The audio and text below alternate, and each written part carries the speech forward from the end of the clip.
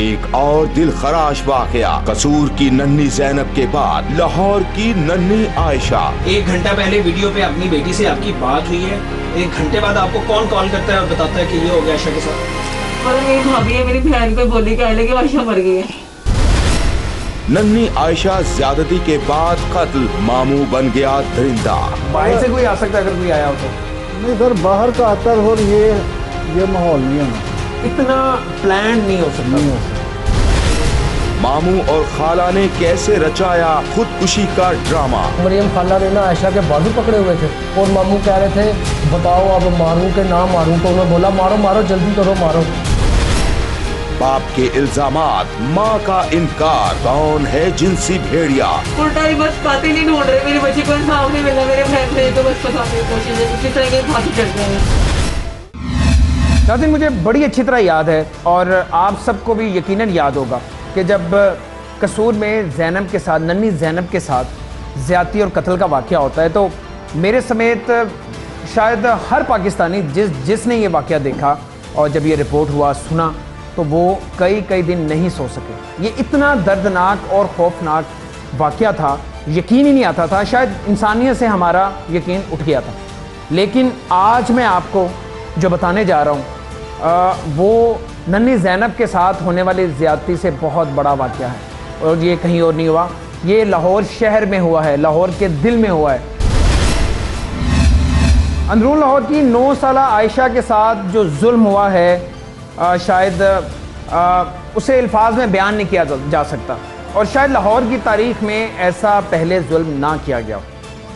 बिल्कुल वैसा ही वाक़या जो कसूर में हुआ, जिस तरह नन्ही ज़ैनब के साथ ज़्यादती की गई, दरिंदे ने ज़्यादती की, उसी तरह आयशा के साथ भी ज़्यादती की गई है। फ़र्क ये है कि उसमें जानवर, दरिंदा, जिनसी भेड़िया सिर्फ एक था और इसमें ज़्यादा हैं। जो शक है वो यही है कि इसमें जिनसी भेड़िया ज़्यादा हैं। शायद मेरे लिए ये बड़ा इतना आसान नहीं है, लेकिन मैं इसे अल्फाज में बयान करके आपके सामने रख रहा हूँ। लेकिन माएँ जो इस वक्त देख रही हैं, वालिदैन जो इस वक्त प्रोग्राम देख रहे हैं, वो इस दर्द को, इस कर्ब को महसूस कर सकते हैं कि लाडों से पली 9 साला उनकी कोई बच्ची और उसके साथ इस तरह से हो जाए।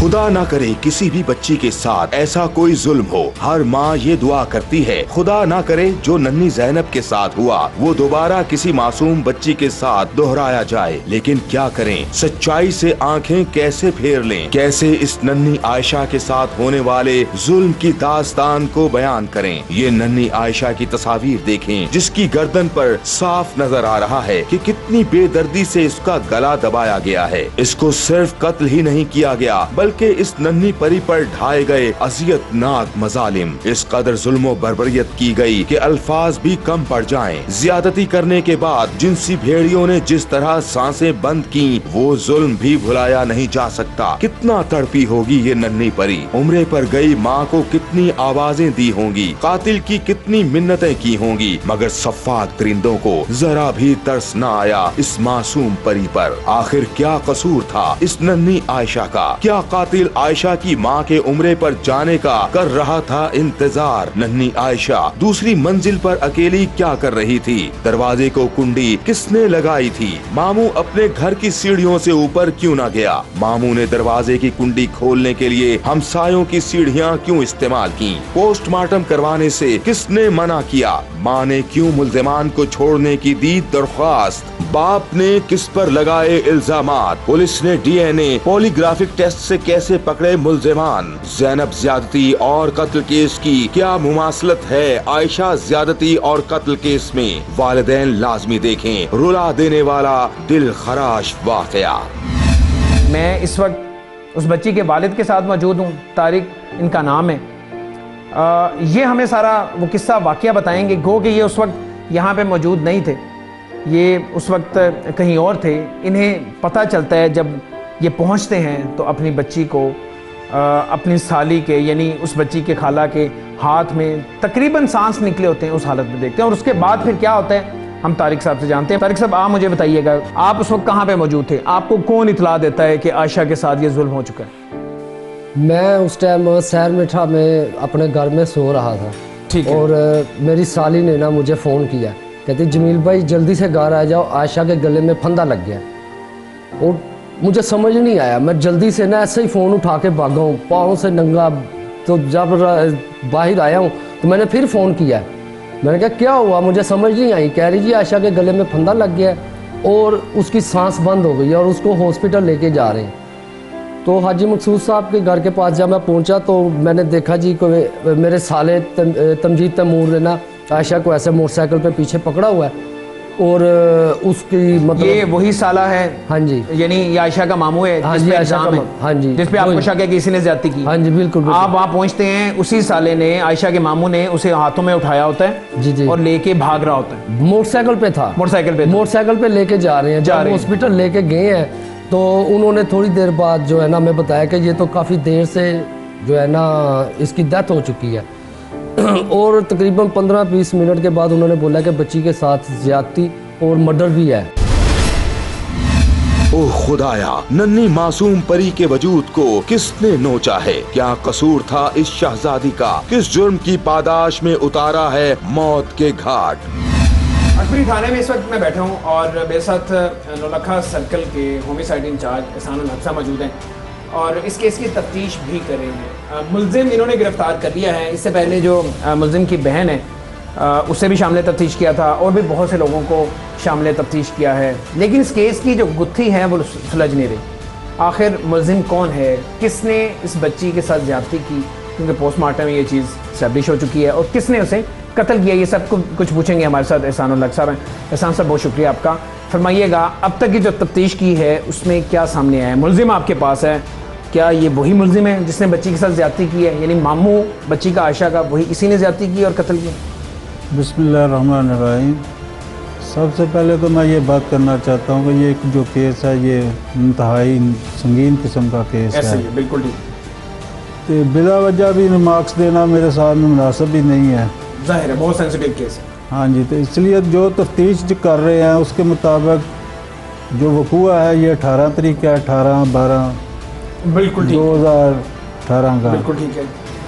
और जब ये वकूआ हुआ है तो इसका मामू तमजीद जो है वो नीचे बैठा हुआ है ग्राउंड फ्लोर पे, तो बच्ची जो है वो अपनी खाला के साथ ऊपर के फ्लोर में है और ये अपने दोस्त के साथ बैठा हुआ है। तो दोस्त जो है वो कह रहा है कि मैं तो सो गया था, मुझे नहीं पता ये क्या हुआ है। जब शोर पड़ा तो तब मैं जागा हूँ, उस वक्त ये हादसा हो चुका था। और दोस्त क्या बताता है? जब वो जागा है, शोर मचा, वो जागा और तमजीद वहाँ पे मौजूद नहीं था। वो कह रहा था वे मेरे पास मौजूद नहीं था।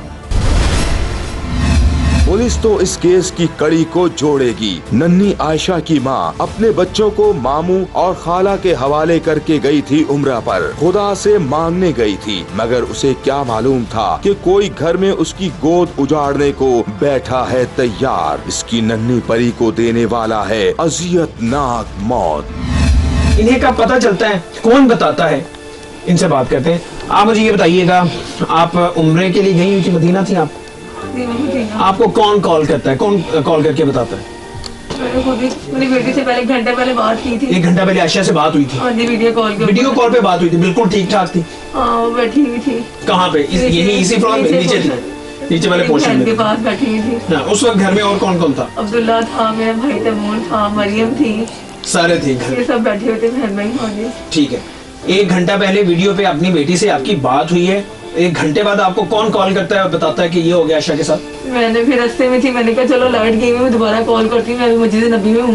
मैंने कहा वापसी में घर जाके मैं होटल जाके बात करती हूँ उनके साथ। तो वापसी में मैं आई, मैंने भी नाश्ता बनाने लगी थी, मैं कहा चलो मैं नाश्ता बनाते बनाते दोबारा कॉल करती हूँ, अपने मतलब बच्चे से बात करती हूँ। दोबारा मैंने कॉल की तो मेरी बहन ने कॉल नहीं उठाई, फिर मैंने उसको फ़ोन पे किया, वो फ़ोन भी नहीं उठाई। फिर थोड़ी देर बाद उन्होंने खुद ही नेट ऑन किया, वरना मेरी भाभी है, मेरी बहन को बोली कहने लगी आयशा मर गई है। मैंने कहा आयशा कैसे मर गई, आयशा नहीं मर सकती। वो कहने लगी आयशा मर गई। बस 1 घंटे के अंदर मैंने देखा मेरी बेटी मर गई, मुझे नहीं पता क्या हुआ। माँ के तो वहमो गुमान में भी ना था कि इतना जुल्म होगा उसकी बेटी पर कि रोंगटे खड़े हो जाएंगे। कसूर की ज़ैनब को भुलाकर लोग लाहौर की नन्ही आयशा के ऊपर ढाए जाने वाले जुल्मों बर्बरियत को करेंगे बयान। जिस तरह ज़ैनब के वालिदैन गए थे उम्रे पर तो शैतान ने कसूर में खेला था शैतानी खेल, इसी तरह आज जब लाहौर की आयशा की वालिदा गई उम्रे पर तो कौन बन गया दरिंदा, क्यों उठता जा रहा है रिश्तों पर से एतबार। आयशा के साथ ज्यादती के बाद कत्ल केस का जो मरकजी मुल्जिम है तमजीद तैमूर, आयशा का मामू इस वक्त हमारे साथ हैं। ये थाना टपरी गेट में पुलिस की हिरासत में है। इससे हम बात करते हैं असल अभी तक कंक्लूजन क्या हुई है। जो मुद्दई है वो कुछ कहते हैं, यानी आयशा का जो बाप है वो जो इल्ज़ाम लगा रहा है उसमें कितनी हकीकत है, उसकी माँ जो जवाब दे रही है उसमें कितनी हकीकत है, वो तो सारा पुलिस बताएगी। लेकिन कुछ हमें ऑफ द रिकॉर्ड इंफॉर्मेशन है और उसी इंफॉर्मेशन की बेस पे हम तमजीज़ से जो मुल्जिम है, जिस पे इल्ज़ाम है और जिस पे शक है कि इसने अपनी भांजी को ज़्यादती के बाद कत्ल किया, हम इससे कुछ सवालात करेंगे। तमजीद, कितनी उम्र है आपकी? मेरी 26-27 साल है। क्या काम करते हैं आप? अभी तो फारिग हूँ मैं। कोई काम नहीं करते? नहीं, अभी कोई काम नहीं। इससे पहले क्या करते थे? सुई गैस के महकमे में रोटी करते। सुई गैस के महकमे में? जी जी। जिस दिन आयशा का कत्ल हुआ है, जिस दिन उसके साथ ज्यादती हुई है, आप घर में थे? जी मैं घर में। कहाँ पे थे? घर के किस हिस्से में थे आप? मैं फर्स्ट फ्लोर पे था, अपने दोस्त के साथ लाइब्रेरी में जाने नीचे। फर्स्ट फ्लोर पे या ग्राउंड फ्लोर पे? सबसे नीचे? Ground floor. सबसे नीचे थे? जी जी, सबसे नीचे। ये मामू तो अपने दोस्त के साथ बैठा था, फिर कौन घर में आकर इसकी भांजी को उतार गया मौत के घाट। क्या घर में कोई और था मौजूद जो नन्ही आयशा का था दुश्मन? भाई को कैसे पता चल गया? भाई को मैंने नीचे से बोला कि ऊपर से जाके साथ वालों के घर से छत से टप के कुंडी खोलो। कुंडी खोलो? क्यों, आपको कुछ शक हो गया था कि आयशा कुंडी क्यों नहीं खोल रही, इतनी देर से आवाजें दे रही है? ठीक है। किया वरन मेरी भाभी है, मेरी बहन पे बोली, कहने लगी आयशा मर गई है। मैंने कहा आयशा कैसे मर गई, आयशा नहीं मर सकती। वो कहने लगी आयशा मर गई। मुझे 1 घंटे के अंदर मैंने देखा मेरी बेटी मर गई, मुझे नहीं पता क्या मर गई। सब हकाइक, सब शवाहिद बेनकाब होते जाएंगे। जाए वकुआ देखकर आप भी इस कत्ल को खुदकुशी मानने से कर देंगे इनकार। जाए वकुआ के मनाजिर कई सबूत कर रहे हैं फ्राहम। सच्चाई छुपाने की जितनी भी कोशिश की जाए, कत्ल को जितना भी छुपाया जाए, एक ना एक दिन बेनकाब जरूर होता है। उस दिन घर में क्या हुआ था? नन्ही आयशा पर क्या जुल्म के पहाड़ तोड़े गए? ऐसा क्या हुआ था कि मामू को नन्ही आयशा को लेकर भागना पड़ा अस्पताल की जानिब? ये किस अस्पताल की बात कर रहे हैं? सैयद मिठा हॉस्पिटल। सैयद मिठा अस्पताल में सबसे पहले आप लेके जाते हैं, वहीं पे ये डिक्लेयर कर दिया जाता है कि आयशा एक्सपायर हो चुकी है, आयशा इस दुनिया में नहीं रही, और यही वहीं पे आपको बता दिया जाता है कि इसके साथ ज्यादती भी हुई है। जी जी जी बिल्कुल। इमरजेंसी में लेके गए हैं तो वहाँ पे पुलिस आई है, लोहाड़ी की जो पुलिस है ना, वो वहाँ पे आई है। तो उनके साथ ना मुझे कहते हैं आप मेरे साथ चलो जाए वकुआ पे। जब जाए वकुआ पे आए हैं, उन्होंने बोला जी बच्ची ऐसे पर्दे के साथ झूला ले रही थी। कभी कहते हैं बच्ची की डेड बॉडी हॉस्पिटल में थी? हाँ, बच्ची की डेड बॉडी इस घर में ले आए? हाँ जी। पुलिस जाए वकुआ देखने के लिए बाप को ले आई इस घर जहां पर हुआ था उसकी नन्ही परी का बहीमाना कत्ल। इस कत्ल के पीछे कौन था? जाए वकुआ पर क्या बाकी थे शवाहिद? क्या पुलिस जाए वकुआ को देखकर मुल्जिम का लगा पाई सुराग? जाए वकुआ के मनाजिर और मामू के बयानात में क्या था कोई तजाद? क्या कील के साथ लटक कर नन्ही शहजादी ने की खुदकुशी? पुलिस ने क्या हकायक बताए? हकीकत क्या है बताएंगे, लेकिन पहले आप जाए वकुआ देखिए और फैसला कीजिए। ये नाज़िल मैं चढ़ के उस मंजिल पे आ रहा हूँ, सेकंड फ्लोर पे। ये मैं फर्स्ट फ्लोर पे था, और ये चूँकि अंदरून में, लाहौर के अंदरून इलाके में ये घर वाक़ई है। इंतहाई तंगो तारीख सा ये पुराना घर है और बड़ी तारीख से इसकी सीढ़ियाँ भी हैं। अच्छा जी, मैं इस फ्लोर पे पहुँच चुका हूँ जहाँ पे जो आयशा है मुर्दा हालत में पाई गई। ये वो दरवाज़ा है जिसके बारे में जो बच्चा है छोटा वो बताता है। ये वो दरवाज़ा है जिसके सुराग से, मैं आपको दिखाऊंगा, ये वो सुराग है जिसके बारे में बताता है कि इस सुराग से वो देख रहा था। ठीक है, और अब मैं आपको वो जगह दिखाता हूँ कि ये वो जगह है जहाँ पे आयशा यहाँ पे थी। ये वो कील है जिसके बारे में बात की जा रही है कि इस कील पे उसका स्टॉलर था जो अबाई का, वो यहाँ पे था और अटका हुआ था और आयशा यहाँ पे थी। किस हालत में थी? बिल्कुल खड़ी हालत में थी। जो उसकी खाला है वो जब सबसे पहले देखती है तो उसके बाद जाके वो अपने भाई को बुलाती है। इन सब का मौक़िफ़ है। जी हाँ, ये मौक़िफ़ तो आयशा के ननिहाल वालों का है, मगर बाप कुछ और ही कहानी सुनाता है। कभी कहते हैं जी कि बच्ची ऐसे कील के साथ फंदा लगा हुआ था, मतलब दोनों बहन भाइयों के बयान आपस में मिल नहीं रहे थे। और लास्ट में जब हम सीढ़ियाँ उतर रहे हैं तो मरियम जो मेरी साली है वो कहती है जमील भाई आयशा का ना पोस्टमार्टम ना करवाना। अच्छा रुकिए ज़रा नाज़रीन के लिए, ये देखिए, एक तो जो बच्ची के साथ जुल्म हुआ वो हुआ, उसके बाद इस कत्ल को जिनसी भेड़ियों ने जिन्होंने जाति का निशाना बनाया और उसके बाद उसे कत्ल किया, इंतहाई बहीमाना तरीके से कत्ल किया। उसके जिस्म पे 11 ज़रबों के निशान थे, यानी उसके नाक पे, उसके हाथों की उंगलियां टूटी हुई थी, उसके पाँव पे ज़ख्म था, उसके जिस्म के मुख्तलिफ हिस्सों पे ज़ख्म था। इतना जुल्म हुआ और उसके बाद इसे खुदकुशी का नाम दिया जा रहा था।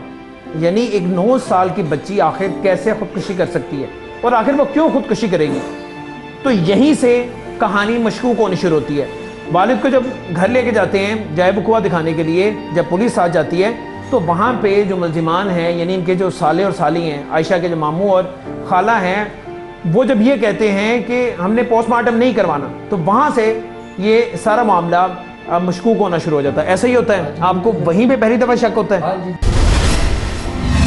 शक का दायरा बढ़ता ही जा रहा था। बाप बेटी की मौत की वजह जानना चाहता था, हकायक की तह में पहुंचना चाहता था, जबकि मामू और खाला पोस्टमार्टम करवाने से रोक रहे थे।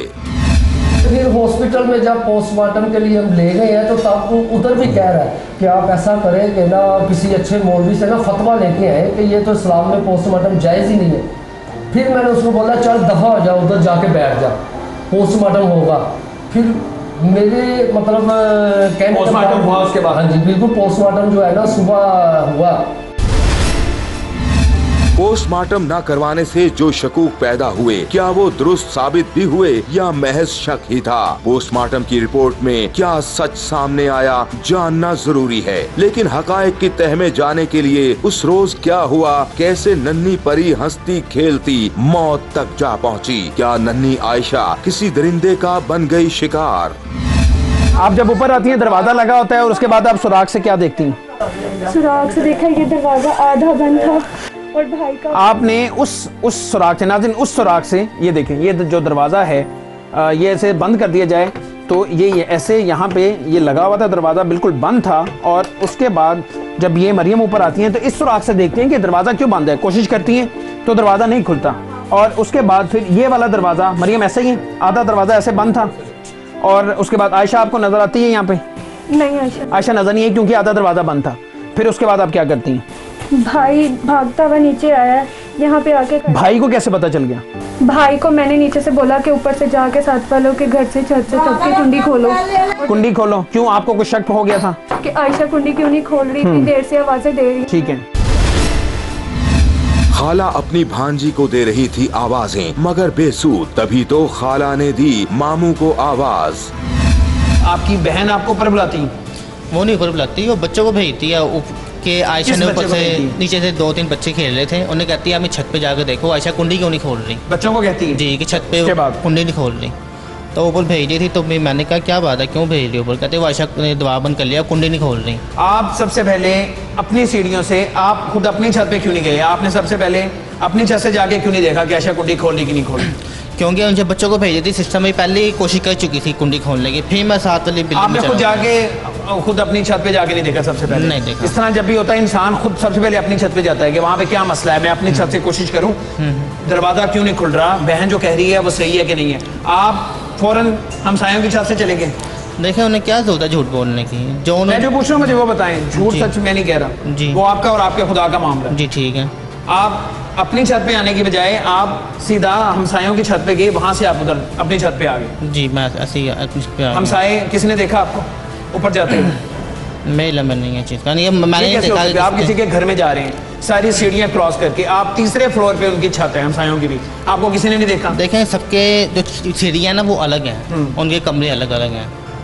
यानी कि बंदा जाए किसी तो को पता ही नहीं चला? नहीं पता चला। छोटे बच्चे भी नहीं आपके पीछे पीछे आए जिन्हें बहन ने कहा था? पीछे नहीं है, लेकिन उनको पता है, मैं उनके सामने गया था ऊपर। उनके सामने गए जी, बच्चों ने देखा सिर्फ, कोई पीछे नहीं आया? नहीं, पीछे जब कोई आप नहीं आया। उनकी छत, हमसायों की छत फलांग की, आप अपनी छत पे आते हैं, क्या देखती हैं? मैं अभी छत से जब नीचे दूसरे फ्लोर पे आया ना, देखा तो वो लमकी हुई थी। वो लटकी हुई थी? जी। कहाँ पे लटकी हुई थी? वो गले में लटकी हुई थी, दरवाजे के बिल्कुल साथ ही, यानी कि कील और पर्दे के साथ बंधी हुई थी वो। तो मैं उसे देख के मैं परेशान हो गया, मैं फ़ोन कुंडी खोली, सिस्टर दरवाजे के पीछे खड़ी हुई थी। उन्हें दरवाज़ा खोला, उन्हें सब पकड़ा, वो फिर उन्होंने कहा क्या हुआ ऐसे, फिर रोने लग गई, वो चीखो पुकारी की आवाज़ आने लग गई। फिर बाद में आप ही चीखे? फिर बाद में मैंने, आप ही चीखे, आप ही रोए? यानी कि ना आप चीखे ना आप रोए, यानी कि बहन भी कहती है ना आप चीखे ना आप रोए, यानी कि मैं ना पूरा परेशान हो गया था मैं। और आप चीखे नहीं, आप रोए नहीं? जी। मामू परेशान था या फिर मामला कुछ और? मामू ने दरवाजा खोलने के लिए अपने घर की सीढ़ियां क्यों ना की इस्तेमाल? कई सवालात बाकी हैं। खाला ने आयशा के मामू से क्या कहा था? आपके भाई तैमूर वो साथ वालों की छत से फलांग के यहाँ से नीचे आते हैं, जो आते हैं दरवाजा खोलते हैं, क्या देखती हैं आप? भाई को देखा कि भाई, मैंने पूछा आयशा कहाँ है, उन्होंने इशारा किया यहाँ पे खड़ी है। मैंने फौरन से आयशा को देखा, चीखे मारते हुए। आयशा खड़ी है? क्या मतलब यहाँ पे खड़ी थी? टेक लगा खड़ी थी? मुंह किस तरफ था? दीवार की तरफ था। मुंह दीवार की तरफ था। और यहाँ पे इस कील के साथ दुपट्टा अटका हुआ था? दुपट्टा और पर्दे के साथ लिपटा हुआ था। लिपटा हुआ था। खड़ी हुई थी, जिंदा थी उस वक्त? मर चुकी थी उस वक्त? मुझे यही था कि वो जिंदा है। और गले में वो दुपट्टा था? मफलर की तरह था। दुपट्टा था। कितने बल थे उसके? 2 बल थे। तो उस वक्त आपने उसे हिलाया नहीं, जुलाया नहीं, उसे आपने चेक करने की कोशिश नहीं की कि अगर जिंदा है तो उसे को मुंह में पानी डालने की कोशिश? मैंने उसको नीचे लिटाया, मैंने फर्स्ट एड देने की कोशिश किया, मैंने उसे सांस दिलवाया, मैंने बोला आयशा उठ जाओ, क्या हुआ तुम्हें? सबने मोहल्लेदारों ने मेरी आवाज़ें सुनी है, चीखें मारी हैं मैंने, सबने मुझसे पूछा है मरियम क्या हुआ, मरियम क्या हुआ? मुझे नहीं। कोई मोहल्लेदार यहाँ पे आया था? उस टाइम नहीं आया। उस टाइम नहीं आया? सही बोल रहे थे सब। यहाँ से किसने उतारा फिर? मैंने उतारा। आपने उतारा? मतलब दुपट्टा मैंने यहीं से उतारा, उसको लिटाया। मामू इधर ही थे उसके, आपके भाई? फोन कर रहे थे कि आ जाओ किसी दोस्त को के बाइक लेकर आ जाओ, मदद के लिए बुला रहे थे। क्या हुआ था नन्ही आयशा को? इस सवाल का जवाब तलाश करना लाजिम है। मामू जब हमसायों के घर से अपने घर पहुंचा तो उसने क्या मंजर देखा? तफ्तीश का अहम पहलू है। हकायक की खोज लगाते हुए पुलिस को किस अमल ने चौंकने पर कर दिया मजबूर? ये वही कमरा है, ये वही जगह है जहाँ पे आयशा हर वक्त खेलती थी, पहले भी खेलती थी। यहाँ पे कैसे बच्ची अटक सकती है और यहाँ पे किसी की बच्ची की जान कैसे निकल सकती है? को समझ लगती है आपको ये बात? आपको लगता है खुदा ना खासा खुदकुशी तो नहीं उसने की? छोटी बच्ची है, उसे क्या पता खुदकुशी क्या हो सकती है? ऊपर से कोई आया, आपको ये लगता है? वो उम्रे पे गई हुई थी, उन्हें कौन इतला करता है, कब इतला करता है? वे उन्हें उसकी बहन ने इतला की है।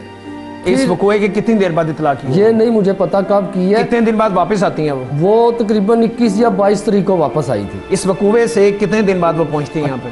18 तारीख को वकूआ हुआ है और 21 या 22 दिन वापस आ जाती है। 21 या 22 तारीख को वो भी जो है ना उसके भाई को पकड़ा है या बहन को पकड़ा है तो फिर आई है, वरना कहती थी जमील अगर तुम कहो तो मैं उम्रा करके आ जाऊं। और जब उसे पता चला कि उसकी बहन पकड़ी गई है और जब उसका भाई पकड़ा गया है तो फिर टिकट करवा के फौरन आ गई, कह रही तूने मेरे बहन भाइयों को पकड़वा दिया।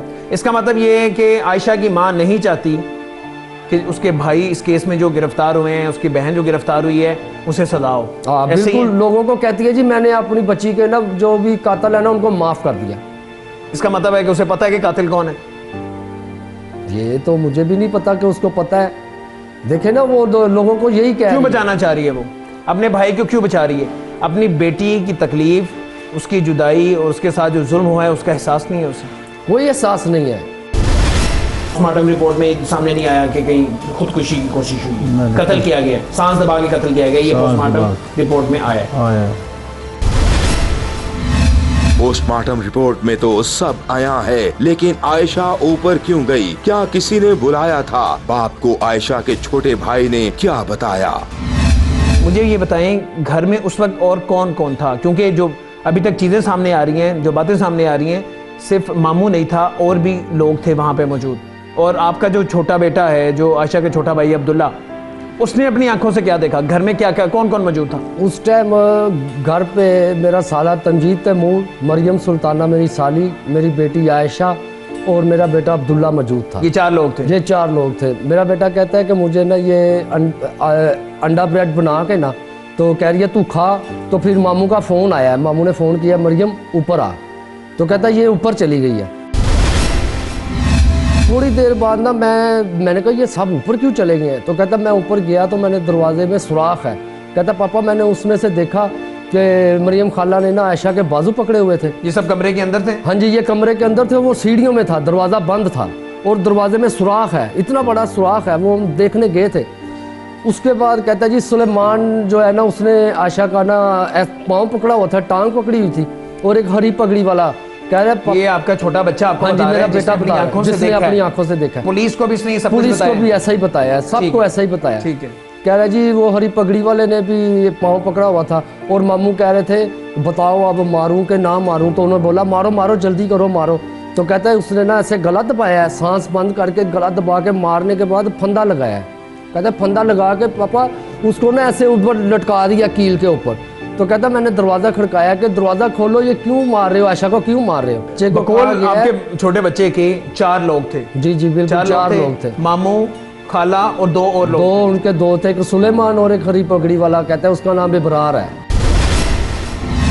नन्ही आयशा की आवाज दबाने के लिए कर दी गई उसकी सांसें बंद, तोड़ दी गई उसकी नाक की हड्डी। खाला ने क्या कहा? क्या खाला ने किया इकरार या फिर करार दिया सब झूठ? आयशा के कत्ल पर खाला ने किस पर किया शक का इजहार? ये वही कमरा है, ये वही जगह है जहाँ पे आयशा हर वक्त खेलती थी, पहले भी खेलती थी। यहाँ पे कैसे बच्ची अटक सकती है और यहाँ पे किसी की बच्ची की जान कैसे निकल सकती? कुछ समझ लगती है आपको ये बात? आपको लगता है खुदा ना खासा खुदकुशी तो नहीं उसने की? छोटी बच्ची है, उसे क्या पता खुदकुशी क्या हो सकती है? ऊपर से कोई आया, आपको ये लगता है? कौन आ सकता है छत से घर के अंदर? क्या वाकई छत से कोई आया या फिर कोई मंसूबा बनाकर खेली गई खतरनाक साजिश? पुलिस ने जाए वकुआ देखकर क्या शवाहिद इकट्ठे किए? समझ लगती है आपको? ये अंदरून लाहौर है, घर छतें आपस में मिली हुई हैं, बाहर से तो कोई बंदा आके ये करके नहीं जा सकता। मैं बाहर नहीं जा सकता, जा ही नहीं सकता वहाँ से, ना नीचे से बाहर आया नहीं है, क्योंकि नीचे वाले सबसे नीचे वाले फ्लोर में, ग्राउंड फ्लोर पे ये खुद था, उससे ऊपर इसकी फैमिली, इसकी बहन मौजूद थी और उसके ऊपर जहाँ बच्ची के साथ ये हुआ। बाहर से कोई आ सकता है अगर कोई आया हो तो? नहीं सर, बाहर का आता था और ये माहौल नहीं होना था। माहौल से ये लटकाने वाला या फंदे लगाने वाला इतना प्लान नहीं हो सकता, नहीं हो सकता। इस कदर मंसूबाबंदी से कोई घर का बंदा ही रचा सकता है साजिश। बाहर से आने वाला शख्स हवस पूरी करके खुदकुशी का रंग क्यों देगा? क्यों मामू अपनी सीढ़ियों से ऊपर नहीं गया? क्यों मामू ने दरवाजा खोलने के लिए हमसायों की सीढ़ियां की इस्तेमाल? सारे शक्को शुबहात मामू को बना रहे हैं कसूरवार। जब इससे इंटेरोगेशन की है कि जब ये हादसा हुआ तुम पहले वो बकूर की तरफ क्यों नहीं गए? यानी अपनी सीढ़ियों से क्यों नहीं गए? घर से ऊपर छत पे क्यों नहीं गए?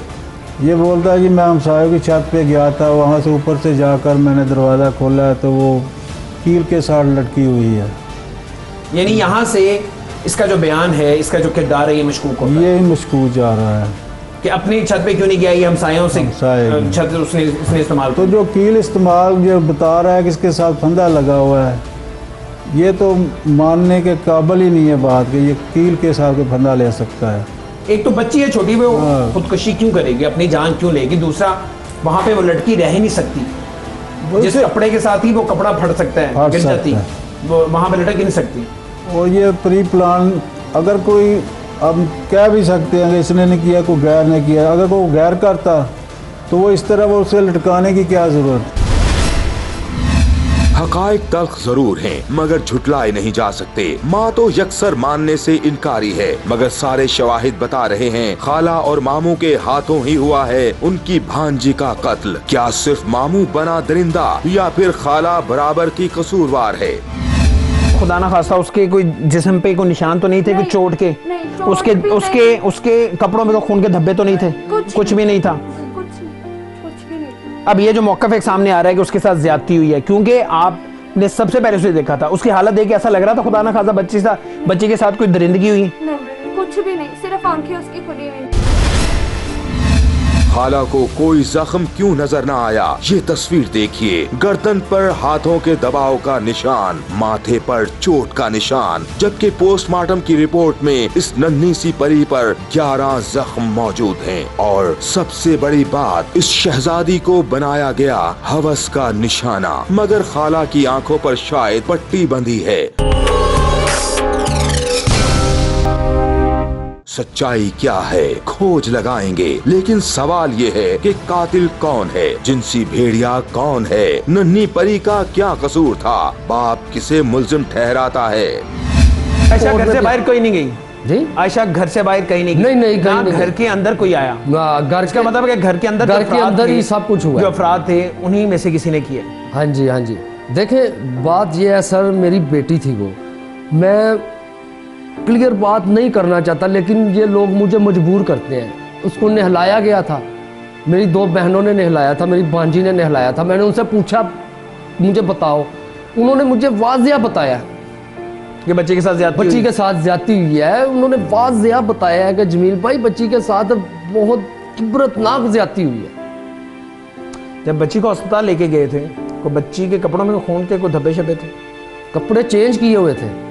चेंज किया? ये भी उधर लेडी डॉक्टर ने बोला था, कह रही कि ये तो कपड़े हैं ही नहीं बच्ची के तो कपड़े चेंज किए हुए हैं। इसको पहले ही नला के कपड़े चेंज किए हुए। लग रही थी ना, तो डॉक्टर ने ये बच्चे का इजाज़ किया था कि इस बच्चे के कपड़े की नन्ही आयशा के कपड़े किसने तब्दील किए? क्या खाला ने जुर्म छुपाने के लिए मिटाए सबूत? क्या वाकई मामू ने अपनी भांजी को बनाया हवस का निशाना? माँ को किस पर है शक? आपको क्या लगता है, कोई, क्योंकि आपकी जो छत है इसका दरवाजा में यहाँ से कोई भी आ सकता है? ये दरवाजा ऐसा भी हो सकता है कि ऊपर से कोई आया हो? ये दरवाजा बंद है, जो भी ऊपर से आया, जो भी आया ऊपर से टपका ही आया, जिसने भी किया ऊपर से टपका आया। वो कहते हैं 2-3 लोग हैं, वो 2-3 लोग ऐसे वैसे बातें कर रहे हैं ये लोग। कोई आयशा का दुश्मन कैसे हो सकता है? आयशा की किसी की तो दुश्मनी तो नहीं थी, आयशा को कोई आके क्यों मार सकता है? मुझे नहीं पता क्यों मारा किसी ने, मेरी बच्ची तो मर गई। आपके साहब का शौहर तो ये भी कहते हैं कि पोस्टमार्टम रिपोर्ट आ गई है और आयशा के साथ ज्यादती भी हुई। हमें नहीं दिखा रहे, हमें क्या पता हमें क्या होगा। हमें तो बस न्यूज़ टीवी सुनते हैं कि मामू के बस अब डाले उल्टे सीधे फतवे जा रही, मामू में डाले जा रहे हैं। माँ ने तो अपनी बेटी का कातिल मामू और खाला को मानने से कर दिया इनकार, मगर नन्ही आयशा पर जो जुल्म हुआ वो भुलाया नहीं जा सकता। तभी तो बाप को करार नहीं मिल रहा, क्या करे ये बाप? अब आपको क्या लगता है, इंसाफ मिलने की आपको तवक्को है? एक तो जो DNA रिपोर्ट है उससे देखें दूध का दूध पानी का पानी हो जाएगा, सब क्लियर हो जाएगा। जो आपके खदशात हैं, जो आप जिस पे इल्ज़ाम लगा रहे हैं, वो आपका इल्ज़ाम दुरुस्त है या वो बेगुनाह है, वो तो सब सामने आ जाएगा। आपको क्या लगता है, इस माशरे से, इस निज़ाम से कोई इंसाफ मिलता नज़र आता है आपको? नहीं, इंसाफ लेंगे, क्यों नहीं लेंगे, इंसाफ लेंगे। अगर नहीं ये मेरे लिए कुछ करेंगे तो मैं खुद लुहारी अपने ऊपर तेल डाल के फिर मैं अपने आप को भी आग लगा लूँगा। चलो, मेरी बच्ची को तो ये इंसाफ नहीं दे सके ना, या नहीं देने की कोशिश कर रहे, तो फिर मैं भी अपने ऊपर आग लगा के, तो आखिरी हरबा आपके पास, आखिरी हरबा यही है, ऐसा ही करना है मैंने। बेबसी की इंतहा हो गई, मजबूर बाप क्या करे, इसे सजा मिलेगी तभी नन्ही आयशा को मिलेगा इंसाफ। पुलिस की इन्वेस्टिगेशन भी इसे ही गर्दानती है मुजरिम। जो इस पे इल्जाम है अपने आप को उसे क्लियर कर, जब ये पूछते हैं तो वो कहता है कि मुझसे गलती हो गई है। अच्छा, ये मानता है कि मुझसे गलती हुई है? हाँ जी। क्या बताता है, क्या गलती हुई है? गलती हुई है जी, मैंने उसका सांस दबा के मारा। क्यों मारा जी? बस। यानी जब आप पुलिस अपने रवायती अंदाज में पूछती है तो ये मान जाता है, हकीकत बतानी शुरू कर देता है कि मैंने बच्ची के मुंह पे हाथ रख के, यहाँ पे जो नाक उसकी हड्डी भी टूटी हुई है, इसके अंदर जोर से हाथ रखा कि हड्डी भी टूट गई और सांस मैंने रोक के दबा के मारा है, ये मानता है। ये दरिंदा अपने गुनाह मानता है, कैसे करे कोई अब रिश्तों पर एतबार, घर में खेलते बच्चे तक महफूज नहीं, क्या करें माँ बाप? जरा याद कीजिए 2018 का आगाज नन्ही ज़ैनब के साथ जुल्मों बर्बरियत से हुआ और 2018 का इख्तिताम नन्ही आयशा के साथ ज्यादती और कत्ल के अंदोहनाक वाक़े से। ऐसे जिनसी भेड़ियों को इबरतनाक सजा मिलेगी तब ही पूरे होंगे इंसाफ के तकाजे। लेकिन एक बात याद रखिए, अपने बच्चों का ख्याल खुद रखें और नजर रखें कि कहीं कोई मैली निगाह उनके बच्चों पर तो नहीं, ताकि महफूज रखा जा सके नन्हे फरिश्तों को शैतानों से। इसी के साथ आमिर डार और टीम मुजरिम कौन को दीजिए इजाजत। अल्लाह निगहबान।